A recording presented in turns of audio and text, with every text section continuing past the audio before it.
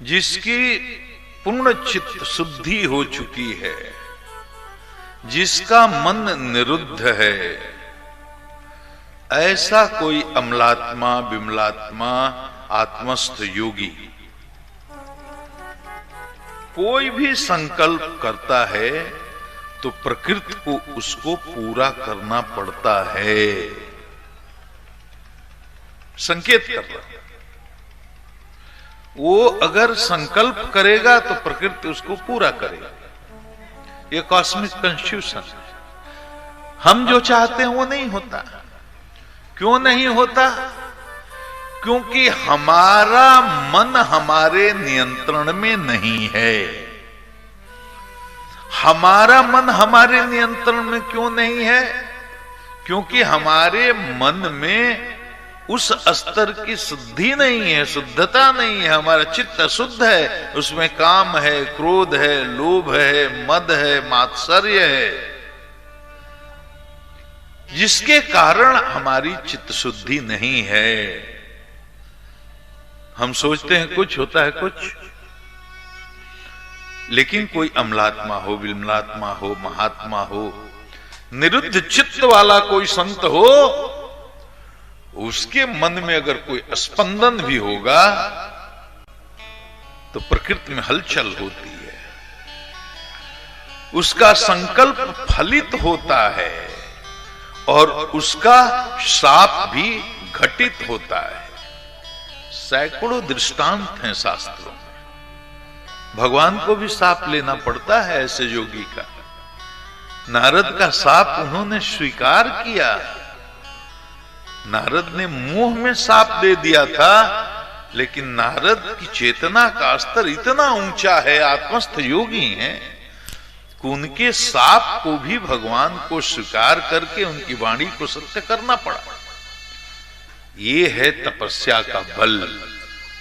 यही विप्रो में होता था, जिसके कारण विप्र पूजनीय थे, वंदनीय थे। अरे चक्रवर्ती सम्राट भी हो, एक लंगोटी वाला संत जंगल से निकल करके सामने अगर आ जाता था तो बड़ा से बड़ा चक्रवर्ती सम्राट अपना मुकुट उसके चरणों में डाल करके लौट जाता था। इसीलिए मैं हमेशा कहता हूं कि ये सनातन में, हमारी भारतीय संस्कृति में हमेशा त्याग की पूजा हुई है, हमेशा तपस्या की पूजा हुई है। यहाँ ऐश्वर्य की पूजा नहीं हुई है, यहाँ वैभव की पूजा नहीं हुई है। नहीं तो कंस पूजा जाता, रावण पूजा जाता।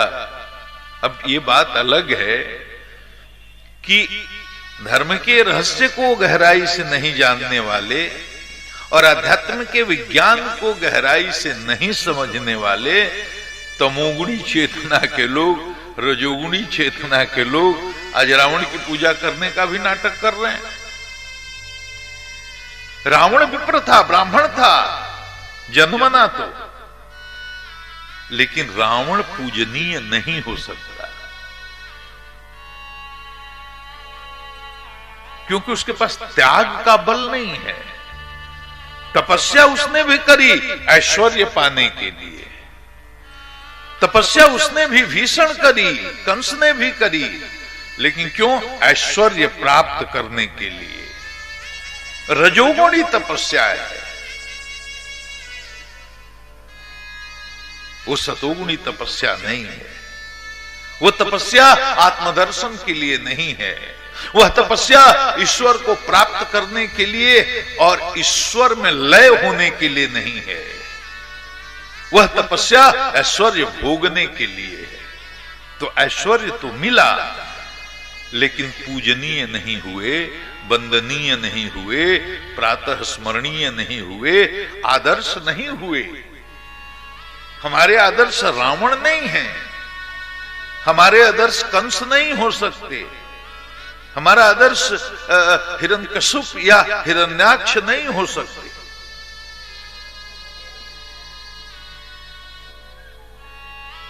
समीक ऋषि का अपमान हुआ तो उनके पुत्र श्रृंगी ऋषि ने, जो छोटा बालक है, कौशिकी नदी में स्नान करते हुए जब पिता के अपमान की सूचना मिली कि परीक्षित राजा ने समाधिस्थ पिता के गले में मृत सर्प डाल दिया तो क्रोध से बिलबिला उठा। किसी चक्रवर्ती सम्राट की यह शक्ति नहीं कि वह विप्र का, तपस्वी का, संत का अपमान कर दे। अगर उसने अपमान किया तो उसे ऐश्वर्य से भ्रष्ट होना पड़ेगा। मैं उसे मृत्यु दंड देता हूं। तक्षक आएगा, 7वें दिन उसको डसेगा, उसका शरीर छूट जाएगा। बालक ने साप जब दे दिया और खुद ही अपने जब पिता को बताया, दौड़ा दौड़ा आया, पिता की गोद में बैठा, सांप निकाल करके फेंका, रोने लगा। ऋषि की समाधि टूटी, कारण पूछा, पूरा वृतांत सुनाया। ऋषि बड़े दुखी हुए। अरे बेटा, तुमने क्या अनर्थ कर दिया। परीक्षित तो बहुत ही धर्मात्मा, वो तो संत हैं। परीक्षित जैसा तो कोई राजा अब कलयुग में होगा नहीं। तुमने परीक्षित को इतना भयंकर शाप दे दिया। पुत्र, तुमने विवेक से काम नहीं लिया। ऋषि ने कहा, परीक्षित को शाप तो मिला है, लेकिन परीक्षित का कल्याण होना चाहिए। ऋषि के मन में उस परीक्षित के कल्याण का संकल्प निकला कि परीक्षित, हमारे पुत्र ने अज्ञानता में तुम्हें शाप तो दे दिया, मृत्युदंड का शाप, इसको तो कोई अब टाल नहीं सकता, लेकिन मेरे मन में यह संकल्प है तुम्हारा कल्याण होगा। और शास्त्र इसका गवाह है, कल्याण हुआ है। आगे की कथा में आप देखेंगे।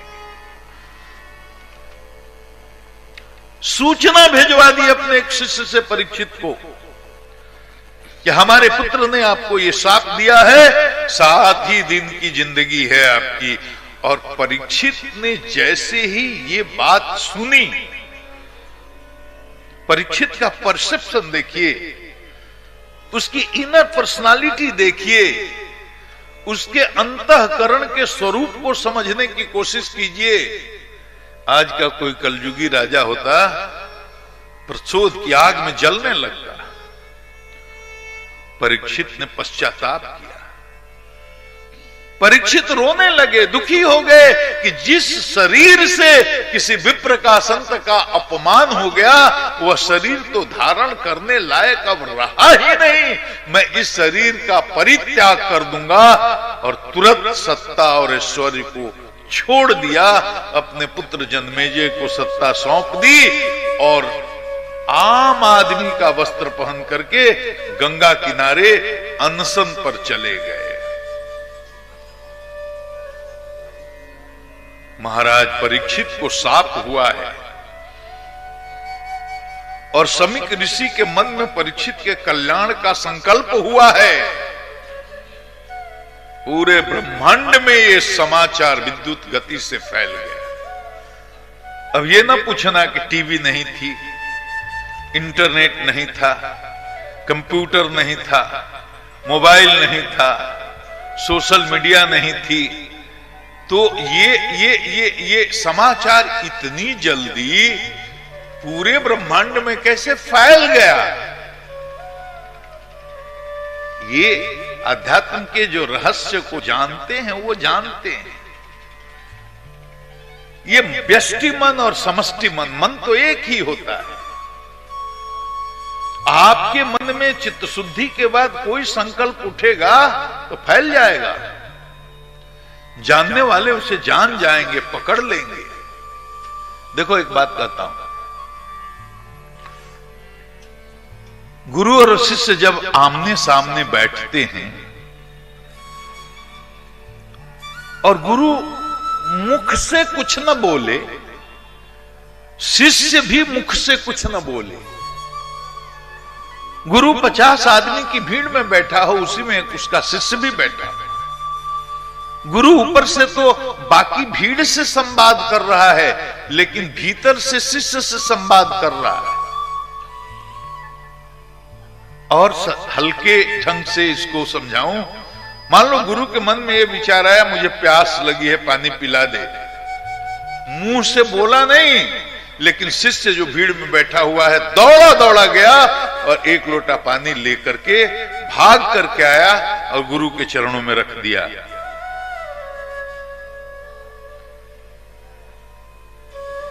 अब बोलो इसको क्या कहोगे? ये है इंटरनल कम्युनिकेशन। गुरु की बात बिना बोले शिष्य को समझ में ठीक ठीक आने लगे, और शिष्य का प्रश्न गुरु को तो समझ में आएगा ही, और गुरु जो उसका उत्तर दे वो ठीक ठीक बिना वाणी का उपयोग किए शिष्य की समझ में आने लगे। तो यहां से तो आध्यात्मिक यात्रा की शुरुआत होती है। तो कोई संवाद किसी तक पहुंचाने के लिए बोलने की जरूरत नहीं है। ये मन का विज्ञान है। मन से मन का संवाद हो जाता है। बोलो सांप से, बिच्छू से, गोजर से 84 लाख जोनियां हैं, उनसे भी संवाद किया जा सकता है। चेतना का एक स्तर है जहां जाने के बाद आप 84 लाख जोनियों में से किसी के साथ संवाद कर सकते हैं। कोई जरूरत नहीं है कि भाषा आपको आती हो, कोई जरूरत नहीं है कि उसको भी भाषा आती हो, उसको तो नहीं आएगी आपकी भाषा, लेकिन मन से मन का संवाद हो सकता है, क्योंकि मन सबके पास है। ये विज्ञान है। चारों तरफ तो हल्का मच गया, और चूंकि पूर्व जन्म के तो योगी ही थे, इस जन्म में भी धर्म का आश्रय था, धर्म का अवलंबन करते थे, धर्म की रक्षा करते थे, शास्त्रों की मर्यादा के अनुसार आचरण करते थे, तो एक तरह से योगी ही थे परीक्षित। परीक्षित पर जब यह संकट आया तो सारे साधु संत ऋषि मुनि सब वहां उपस्थित हो गए।